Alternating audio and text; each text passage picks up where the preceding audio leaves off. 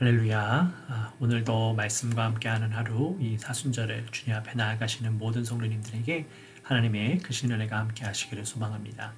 오늘 본문은 마태복음 14장 22절에서 33절까지 말씀 통해서 함께 은혜를 나누도록 하겠습니다. 제가 성경 말씀 봉독하겠습니다. 예수께서 즉시 제자들을 재촉하사 자기가 무리를 보내는 동안에 배를 타고 앞서 건너편으로 가게 하시고 무리를 보내신 후에 기도하러 따로 산에 올라가시니라. 저물매에 거기 혼자 계시더니 배가 이미 육지에서 술이나 떠나서 바람이 거스름으로 물결로 말미암아 고난을 당하더라. 밤사경에 예수께서 바다 위로 걸어서 제자들에게 오시니 제자들이 그가 바다 위로 걸어오심을 보고 놀라 유령이라 하며 무서워하여 소리 지르거늘 예수께서 즉시 이르시되 안심하라 나니 두려워하지 말라.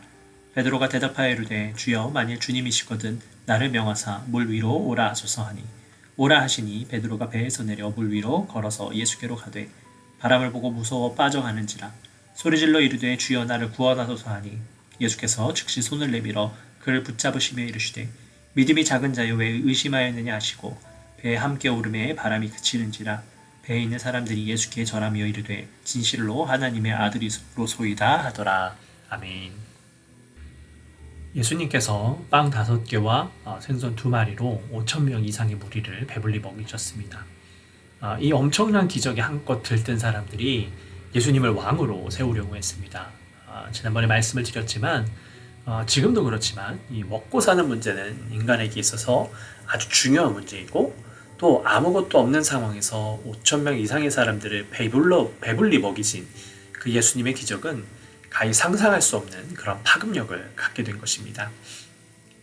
그러나 왕이 된다는 것은 하나님의 뜻이 아니었습니다. 그래서 그것을 잘 아시는 예수님께서 이 제자들을 먼저 배에 태워서 호수 건너편으로 가게 하셨습니다. 그리고 자신은 남아서 무리를 급히 돌려보내신 뒤에 기도하러 산으로 올라가셨습니다. 그런데 배를 타고 가던 제자들에게 문제가 생겼습니다. 호수에 큰 돌풍이 몰아치면서 그야말로 죽음의 위기에 내몰린 것입니다. 예수님도 함께 계시지 않는 상황 속에서 이런 큰 일을 당하게 되자 제자들은 어찌할 바를 모릅니다. 어떻게든 살아보려고 몇 시간을 필사적으로 버티고 있을 뿐이었습니다. 그 시간 예수님은 기도하시던 중에 제자들이 호수에서 사투를 벌이는 것을 아셨습니다.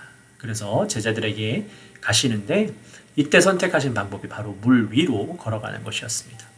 그렇게 제자들에게 가신 예수님은 그들을 보자마자 외치셨습니다. 안심하라, 나 예수니 두려워하지 말라 라고 말씀하셨습니다.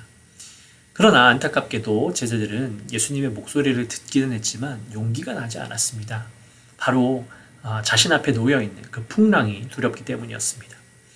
그런데 베드로만은 달랐습니다. 어둠 속에서 들려오는 소리가 예수님의 목소리임을 확신하고는 예수님께 물 위를 걸어 예수님께 가도 되냐고 물었습니다. 예수님께서 그를 허락하셨고 그 허락을 받은 베드로는 바람이 불고 파도가 일렁이는 그 물 위로 조심스럽게 발을 내디뎠습니다.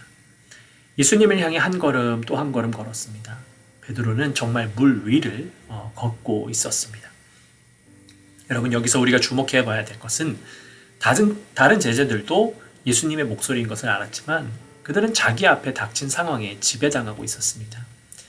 그래서 그들은 두려워서 아무것도 보지 못했지요.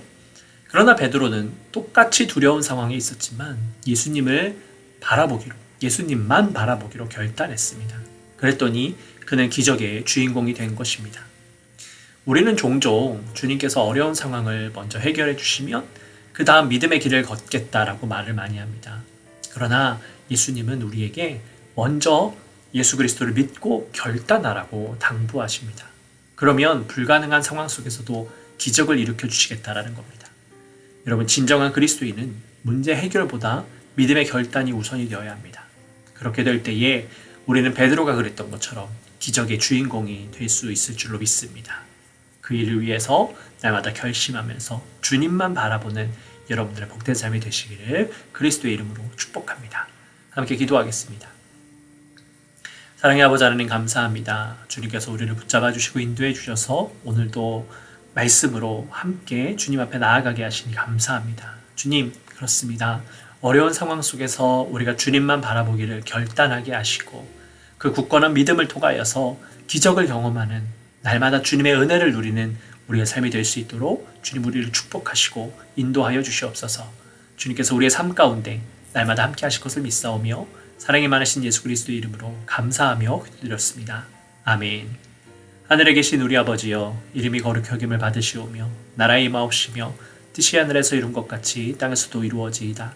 오늘날 우리에게 일용할 양식을 주옵시고 우리가 우리에게 죄진 자를 사하여 준 것 같이 우리의 죄를 사하여 주옵시고 우리를 시험에 들게 하지 마옵시고 다만 악에서 구하옵소서. 대개 나라와 권세와 영광이 아버지께 영원히 있사옵나이다. 아멘. 잠시 개인적으로 기도하는 시간 갖도록 하겠습니다.